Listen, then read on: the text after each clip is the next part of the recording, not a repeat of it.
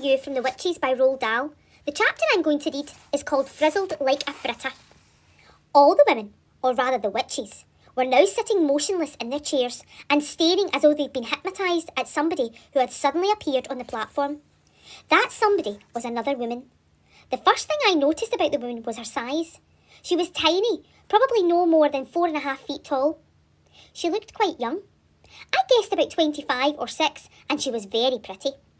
She had on a rather long, stylish dress that reached right to the ground, and she wore black gloves that came up to her elbows. Unlike the others, she wasn't wearing a hat. She didn't look to me like a witch at all, but she couldn't possibly not be a witch. What else was she doing up on that platform? And why, for heaven's sake, were all the other witches gazing at her with such a mixture of admiration, awe and fear? Very slowly, the young lady on the platform raised her hands to her face. I saw her gloved fingers unhooking something behind her ears, and then she caught hold of her cheeks and lifted her face clean away. The whole of that pretty face came away in her hands. It was a mask! And she took off the mask, she turned sideways and placed it carefully upon a small table nearby. And she turned round again and faced us. I nearly screamed out loud. That face of hers was the most frightful and frightening thing I'd ever seen. Just looking at it gave me the shakes all over. It was so crumpled and wizened and shrunken and shriveled, it looked as though it had been pickled in vinegar. It was a fearsome and ghastly sight. There was something terribly wrong with it, something foul and putrid and decayed. It seemed quite literally to be rotting away at the edges. And the middle of the face, around the mouth and cheeks, I could see the skin all cankered and worm-eaten, as though maggots were working all their way through there. There were times when something is so frightful you become mesmerised by it, and you can't look away. It was like that now. I was transfixed. I was numbed. I was magnetised by the sheer horror of this woman's features. But there was something more to it than that. There was a look of serpents in those eyes. They were flashing around the audience. I knew immediately, of course, that this was none other than the Grand High Witch herself. I knew also why she had worn a mask. She could never have moved around in public, let alone book into a hotel with a face like that. Everyone who saw her would have run away screaming. "The doors!" she shouted. The Grand Witch, in the voice that filled the room, bounced around the walls. "Are they chained and bolted?" "The doors are chained and bolted, your grandness," answered a voice in the audience. The brilliant snake eyes that were so deeply set, that were dreadfully rotten, worm-eaten face, glared unblinkingly at the witches who sat facing her. "You may remove your gloves," she shouted. Her voice, I noticed, that had the same hard, metallic quality as the voice of the witch I had met under the conker tree, only if it was far louder and much more harsh. It rasped, it grated, it snarled, it scraped, it shrieked and it growled. Everyone in the room was peeling off their gloves. I was watching the hands of those in the back row. I wanted very much to see what the fingers looked like and whether my grandmother had been right. Ah, yes, I could see several of them now. I could see the brown claws curling over the tips of the fingers. They were about 2 inches long, those claws, and sharp at the ends. "You may remove your shoes," barked the Grand Witch. I heard a sigh of relief going from the witches in the room as they kicked off their narrow high heels, and then I got a glimpse under the chairs of several pair of stockinged feet, square and completely toeless. Revolting they were, as though the toes had been sliced off away from the feet with a carving knife. "You may remove your wigs," snarled the High Witch. She had a peculiar way of speaking. There was some sort of foreign accent there, something harsh and guttural, and seemed to have trouble pronouncing the letter W. As well as that, she did something funny with the letter R. She would roll it round and round in her mouth, like a piece of hot pork crackling, before spitting it out. "Remove your wigs and get some fresh air into your spotty scalps," she shouted. And another sigh of relief arose from the audience as all of the hands went up to the heads, and the wigs, with the hats still on them, were lifted away. They were now appeared in front of me, rows upon rows of bald female heads, a sea of naked scalps, every one of them red and itchy looking, from being rubbed by the lining of the wigs. I simply can't tell you how awful they were, and somehow the whole sight was made more grotesque because underneath those frightful scabby bald heads were bodies that were dressed in fashionable and rather pretty clothes. It was monstrous. It was unnatural. Oh heavens, I thought. Oh help! Oh Lord, have mercy on me! These fouled, bald-headed females are child killers, every one of them, and here I am imprisoned in the same room, and I can't escape. At that point, a new and doubly horrifying thought struck me. My grandmother had said that with their special nose holes, they could smell out a child on a pitch-black night from right across the other side of the road. Up until now, my grandmother had been right every time. It seemed certain, therefore, that the witches in the back row were going to sniff me out at any moment and yell of dog droppings, and I would rather go up over the room than be cornered like a rat. I knelt on the carpet behind the screen, hardly daring to breathe. Then suddenly I remembered another very important thing that my grandmother had told me.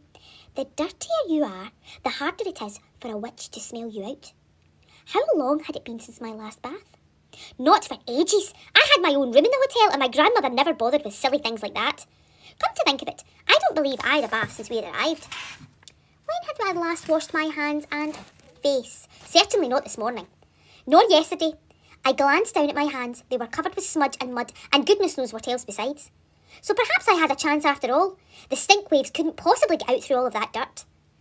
"Witches of England!" shouted the Grand High Witch. She herself, I noticed, had not taken either her wig or gloves or her shoes. "Witches of England!" she yelled. The audience stirred uneasily and sat up straighter in their chairs. "Miserable witches!" she yelled. "Useless, lazy witches! Feeble witches! You are a heap of idle good-for-nothing vermin!" she said. A shudder went through the audience. The Grand High Witch was clearly in an ugly mood, and they knew it. I had a feeling that something awful was going to happen. "I was having my breakfast this morning," cried that Grand High Witch, "and I am looking out of the window at the beach, and what am I seeing? I am seeing you. What am I seeing?" "I am seeing a revolting sight," she said. "I am seeing hundreds and thousands of rotten, repulsive little children playing on the sand. It is putting me right off my foot.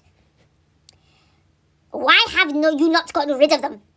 Why have you not rubbed them out, these filthy, smelly children?" With every word she spoke, flecks of pale blue flame shot out of her mouth like little bullets. "I am asking you why," she screamed. Nobody answered her question. "Children smell," she screamed. "They stink out of the world. Why not have you got these children?" The bald heads in the audience all nodded. "Each child a week is no good to me," the Grand Witch shouted. "Is that the best you can do?" "We'll do better," murmured the audience. "We'll do much better." "Better is no good either," squeaked the Grand High Witch. "I demand results," she said. "So here are my orders. My orders are that every single child in the country must be rubbed out, squashed, squirted, and frizzled out before I come here again next year. Do I make myself clear?" A great gasp went round the audience. I saw the witches all looking at one another with deeply troubled expressions, and I heard one of the witch at the end of the front row say, "All of them? We can't possibly wipe out all of them." The Grand High Witch whipped round as though someone had struck a skewer into her bottom. "Who was that? Who dares to argue with me? It was you, wasn't it?" She pointed a gloved finger, as sharp as a needle, at the witch who had spoken. "I didn't mean it, your grandness," the witch cried. "I didn't mean to argue with you. I was just talking to myself." "You dared to argue with me?" the Grand High Witch said. I was talking to myself," cried the wretched witch. I swear, your highness." She shaked with fear. The Grand High Witch took a quick step forward and then spoke again. It was in a voice that made my blood run cold. "You are stupid! You answer me back! You must burn until your bones are black," she said. No, begged the witch in the front row. The Grand High Witch went on. "A foolish witch without a brain must sizzle in the fiery flame." "Save me!" cried the wretched witch in the front row. The Grand High Witch took no notice of her as she spoke again. "An idiotic witch like you must roast on the barbecue." "Oh, forgive me, your grandness," cried the miserable culprit. "I didn't mean it." But the Grand High Witch continued with her terrible recital. "A witch who dares to say I've wronged will not be with us very long." A moment later, a stream of sparks that looked like tiny, white-hot metal filings came shooting out of the High Grand Witch's eyes and flew straight towards one who dared to speak. I saw the sparks striking against her and burrowing into her as she screamed a horrible howling scream, and a puff of smoke rose up around her. A smell of burning meat filled the room. Nobody moved. Like me, they were all watching the smoke, and when it had cleared, the chair was empty. I caught a glimpse of something wispy white, like a white cloud, fluttering upwards and disappearing out of the window. A great sigh rose from the audience. The Grand High Witch glared round the room. "I hope nobody else is going to make me cross today," she remarked. There was a deathly silence. "Frizzled like a fritter," said the Grand High Witch. Cooked like a carrot. You will never see her again. Now we can get down to business, she said.